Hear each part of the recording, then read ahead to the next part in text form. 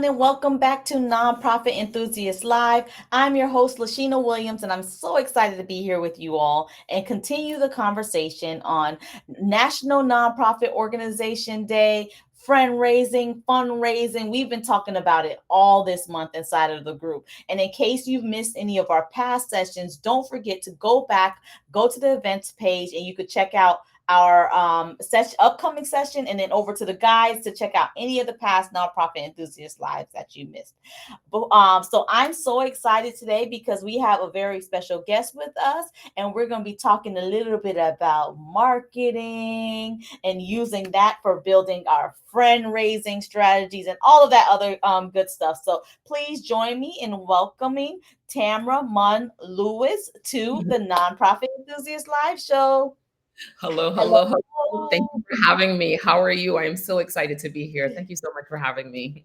Yeah, same here. I'm so excited as well, especially because when it comes to marketing, we know as nonprofit professionals how important marketing connects to resource development Yeah, for our organization. So I'm excited to hear some of those marketing tips and so forth that you have for us to help us grow our donor engagement and friends within the industry. But before we do that, if we could just get to know you a little bit more, if you could tell us how you got into the marketing industry and then talk a little bit about your experience working with nonprofits, that would be amazing. absolutely, absolutely. So I am Tamara MonLouis. I am the founder of Monovan Digital Marketing Solutions. We are a digital marketing agency, and we really just help businesses navigate digital. I've stumbled into the nonprofit world. I worked for St. Jude Children's Research Hospital in Memphis, Tennessee. They actually moved me from New York to Memphis, and I worked for them for a year and a half before another company moved me to Orlando. But at St. Jude Children's Research Hospital, it was a real opportunity to leverage my digital marketing skills to really focus in on fundraising. I ran their end of the year, their largest giving campaign, which is a Thanksgiving campaign. I ran the digital portion of that, and it was all about raising funds. It was all about the digital strategy to get to that place of raising funds, getting the mission out there, getting donors out there. So that's where my nonprofit background comes in. Every once in a while, I've worked with a nonprofit as far as Monovan Digital is concerned as well. We've worked with different nonprofits, helping them along the way because we understand that there is great revenue and great donations to be raised online, but it's really about having an effective strategy that works. Love it. Oh, that is awesome. Okay, Yeah. so I got so much questions for you just hearing all of that. All right. So, one of the things we've been talking about this month is friend raising. So, the art of building relationships. And I know for you, that might look a little different because that's digitally, where a lot of what we were talking about a little bit was like in the in person space and building those relationships and taking those relationships a little bit further. I'm interested in knowing from a digital aspect, how can you build relationships and keep those friends you develop engaged along the way? Absolutely. And I like to think of it as a hybrid, right? So even offline, what you're doing is you're maintaining the relationship online. So if you meet someone offline, how are you moving them back into your world, right? That's really just how you want to think about it. And you want to think about those touch points, right? If you're meeting them one-on-one, a lot of times we do a phone call, but then we move to email, right? So we're really incorporating the digital already. So it's now thinking about what's my strategy for this digital. I meet someone online, offline, and I want to bring them into my space. I want to keep them hearing about my mission, my brand. What am I going to do? You're going to set up a funnel. You're going to set up a way for them to stay connected with you, right? They come in, you meet them, then you're like, hey, sign up for my emails if you want to stay connected with us. Now they're signing up for your emails. And as they're signing up for your emails, you're sharing that information. So it's still the friend, right? It's like, here's what we Mhm. do.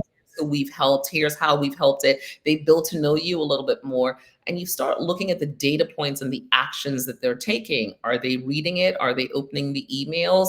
Do they know more about my brand, right? So by setting up a funnel, you can determine, this is where this person, this is how much more this person understands about me since the time we met, and what's the next step in this relationship, right? Because that's how we do it too offline. Mhm. When is the right time after we've connected with them 5, 6 times? When is the next time, and when are we asking for the donation, right? What does it take to ask for the donation? So in the offline relationship, we may have like 6 or 7 steps to that. In the online relationship, it's probably about 20 steps. Now, that 20 steps seems like a lot, but think about it. If they follow you on LinkedIn, maybe seeing a post on LinkedIn is one step. If they're getting your emails, that's another 2 steps in there. Maybe you have a video in one email that's linked to YouTube. That's another step. So all these are steps in the process of getting them to that place of being ready to become a donor. And they all feel the same way at the end, even if they've come in from offline to digital, or if they've come in from digital to that same space. It's just a little bit more touch points. And you really have to be customer centric and think about that customer journey, because it's creating the experience that you would create when you're at that networking event online. Yeah. Oh, that's awesome. That's really good. So, if we can talk a little bit about the importance of nonprofits having a digital presence, Mm. because oftentimes, we'll probably think, hey, you see for profits doing it. You might do an email or social media, here, but if you can talk about the importance and what does that look like for nonprofit It's organizations. huge, right? It's so important because this is how you get your sponsors as well as your donors, right? This is how you keep them engaged. And it's a great opportunity to do that.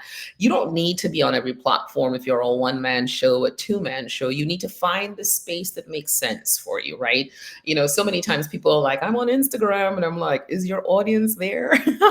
Right? Think about a Mhm. solution like LinkedIn and maybe leveraging that platform to 100%. We understand people, their jobs, we understand the businesses that are there. So that brings you to sponsors and potential donors in a space like that, right? Facebook groups, just like you're doing, could be another way Mhm. to build community. So how are you really leveraging that in order to do the work? So social media could be daunting. I get it, but it's thinking about, where's my target audience? Where's the space that I need to be? How do I get the message across, the mission, the message? And you're doing that offline already. So, how are you doing the same thing in that online space, and understanding that it can grow your business or you can grow your donation pool exponentially, right? Because now you're in a space where there's an opportunity for more people to share. So, if I'm a business owner, am I in a networking group where I can share with other business owners? So there's a lot of opportunity, not to necessarily go viral, right? Sometimes we just need a few people to share it, and then you have a new sponsor, you have a new donation pool. So that's what you're looking for your online presence to do for you, is really to achieve your donation goals. So think about it really strategically. I own the trademark Go Beyond the Likes, so I love to talk about that, because we always want to be in a space where we're going beyond those likes and follows, but it is builds the relationship, teach them about the mission, get them involved, engage, volunteer, sponsor, and then ask for the donation. Oh, that's awesome. So I hear you talking a lot about the customer journey. So Yeah. how do you identify, like, what would you recommend for organization to know who their ideal customer is, and then being able to create what is that journey to kind of have Cool. those that digital marketing presence to match where their customers are?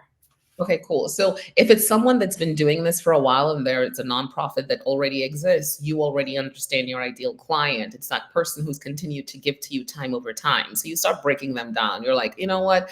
Tamara is my ideal client because she's on auto pay. She pays monthly. She Mhm. opens our emails. She's an advocate. She shares with our friends, blah, blah, blah. So now you're like, this is what my ideal client looks like. She's a business owner. You start really narrowing that down. You talk to personas, right? So you want to move from target audience to Mhm. persona to really understanding that ideal target. So, but you're looking at the people in that donor base to serve as that ideal target. So if you have another donor, for instance, who calls and complains all the time and they're each giving Mhm. you $20 a month, but you have that person who's giving you $20 a month and they're not even bothering you, The ideal Mhm. person is the person who's giving for, not bothering you. So you want to get and really identify that person and start looking for more people like that and understanding where do they hang out. So now you're Mhm. getting into the psychographics of that person. What do they do? Where do they hang out? And that's how you get to a place of identifying that target audience online, right? If it's a new business, if it's a new nonprofit, you need to be in a space where you understand, okay, who's the target? You're not necessarily in that space of ideal customer yet because you haven't gotten the ideal donor. Same thing for sponsorship, right? It's understanding what business is the right business for that. So if you haven't gotten to that place of understanding it, it's going through to say, who do I need this to be? And you're looking a little bit more high level. You're looking for people with disposable income, number one, right? The Mhm. people that can afford to donate. You're looking maybe for people in a specific area. Maybe you're looking for a specific type of business. Maybe you're looking, so you start narrowing those things out. Put your feelers out there, start getting people to come in. As you start getting those donations, now you start looking to see, what is the least cost to get this donation of resources on the business, all that good stuff. And then you start defining that ideal target audience. Does that make sense? Yep, it does. It does. It does. So I it's know I going deeper than just looking You're at, huh? right. I said, I know I go so fast sometimes. I'm like, slow down. Oh, no, no, no, no. You're good. You're good. Yeah. So it's Okay. going deeper than just your target audience. Absolutely. Yeah. You have to, because it's the target audience is where we start off. Right. So you Mhm. want to get to target audience, to ideal customer, ideal donor, to advocate for my mission Mhm. and my brand, because then that person becomes a marketing tool for you. That person is now a soldier with you, fighting the cause, telling their friends about it. And then you move into peer-to-peer fundraising, where they can now, the friend raising becomes a thing where they Mhm. can now their friends, and there's an extension there, right? Yeah, love that. Okay, so and I want to talk about two parts. The Mhm. one is the our nonprofits that's tuning in. They may have just started out, or they're in that the smaller nonprofit category, and then we have the nonprofits that are middle or large organizations. So this first one is for our smaller nonprofits. So the ones that maybe it may be one team member is running the entire show and a few volunteers. What recommendations would you have for smaller nonprofits to start building a digital presence? Focus on the mission, get the right video, get the right hook. I remember when I worked at St. Jude, I mean, we would be in our marketing meetings crying because the mission videos, that connects you to it. So that's something that you can put in YouTube and start building an online presence, but that's something that can serve you for a year to 2 years. So really find a way to get the mission, the feel, who have you helped, how have you helped them. That emotional connection is important. And how does that translate to digital? And that's what you want to do. You want to look at what is the right content for that, and where is this content going to live? And then how am I going to use this content? So with the right video that tells the mission, that tells a story, maybe it's living on one landing page, right? You don't have a full website, no problem. It's living on a landing page with all the information that needs to be there. So me, if I come in and I'm looking for, Giving Tuesday or charitable donations, I have a lot of money I want to give away. When I find this nonprofit that I want to give this money to, all the information is right there to sell me on this, because it's a Mhm. sales page, right? Sometimes Mhm. as nonprofits, we aren't thinking about things like a sales page, but you're Mhm. donating a sales page. So what are the things that will make you buy? Understanding the mission, understanding where my money goes, right? That's a huge thing.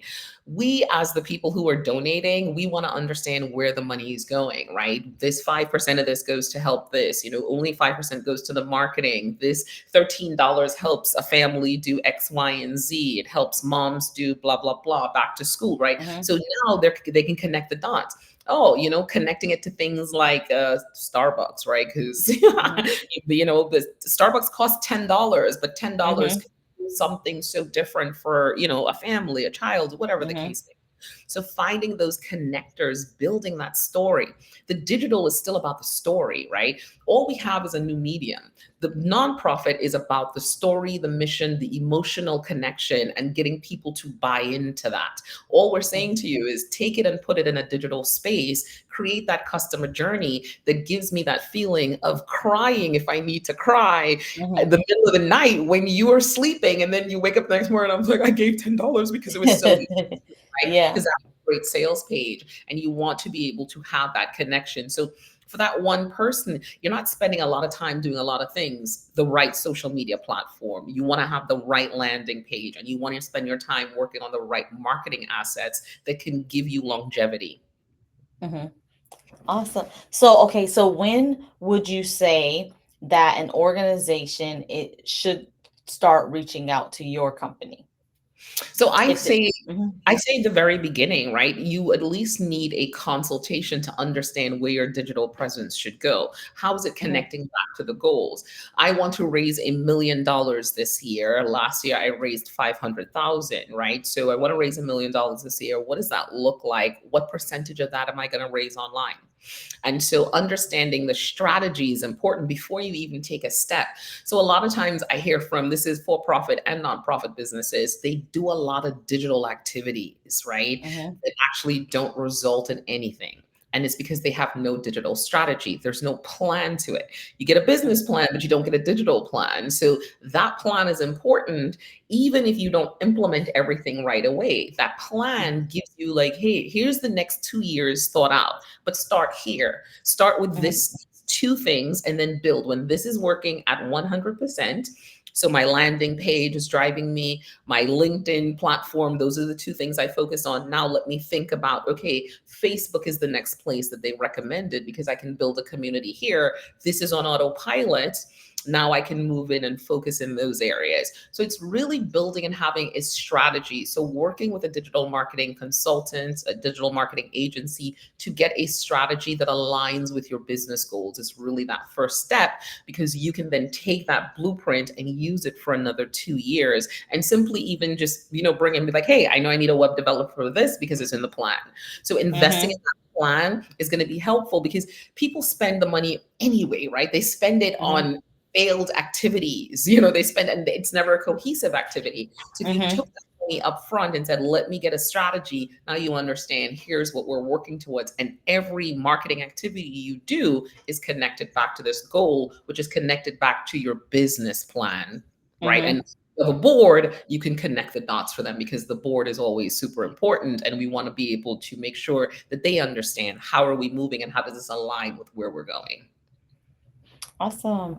Mhm. Is there any other digital marketing tips or tips for building those relationships that you have?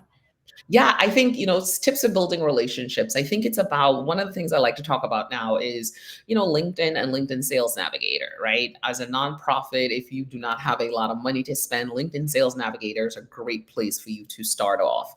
LinkedIn Sales Navigator allows you to build a prospect list of potential businesses to sponsor your business or potential donors. Again, you get to go into LinkedIn, you understand their jobs, you understand how long they've worked there. There's a lot of information you can find, the decision makers, and it's about $99 a month. If you spend time really mining that data and those prospect lists and connecting with those people, if they're in your community, you can start building a list of, these are the businesses I want to approach, and here's my plan for approaching them. I'm going to send a digital flyer. I'm probably going to connect with them on LinkedIn. I'm going to follow them. I'm going to engage with their content. I'm going to let them see me before I jump in Mhm. and like, hey, how you doing? Can I get Yep, that money? yep.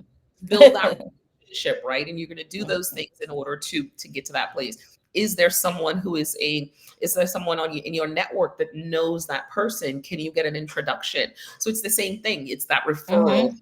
Do you use that tool to do that?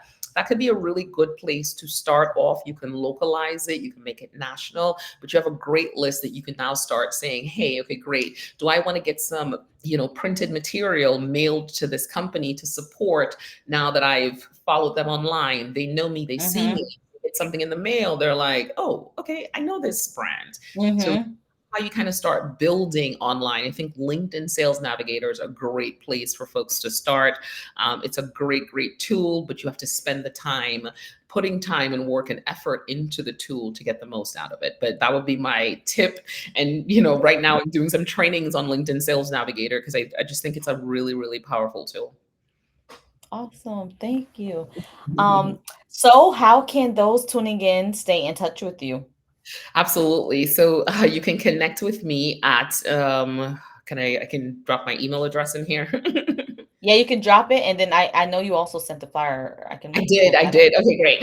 I'll pull that up as well. Let me Forgot pull to that ask up about as well. that. Okay, great. And Yep. so this Yep. is for anyone here. If you are looking to elevate your online presence to really enhance your donations, first of all, I'm going to offer anyone a free 25-minute consultation with me. So you can scan the QR code, book this free 25-minute consultation. We can talk about your business. You can ask me any questions. I am not going to sell you anything unless you want to buy something from me.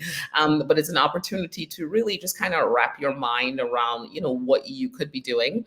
We really focus in on the campaign planning, strategy, emails, because that's a great place for you to also drive revenue. So, yeah, definitely connect with me there. We have a podcast, Call Your Business in Digital. You can find us on YouTube and listen to us there as well, too. Awesome. Well, Mhm. thank you so much for coming on and sharing some tips with us. Those were absolutely amazing. And Glad we you liked appreciate you. it. Yeah. That was really, really good, especially making that connection between um marketing, using digital marketing and following that donor journey as well, and the importance of having a digital presence. And I love that you said, like, look, if you can't do it all, start small. Start with a couple places and then Yeah, grow and have that plan to show you what growth looks like as well. exactly. Yep. Yep. 100%. Definitely. Awesome. Well, Well, thank you so much for coming on.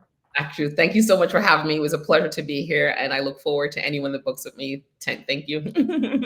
Awesome. All right. Thank you. And thank you so much, everyone, for tuning in to Nonprofit Enthusiast Live. And we will see you all for the next session. All right. Bye, everyone.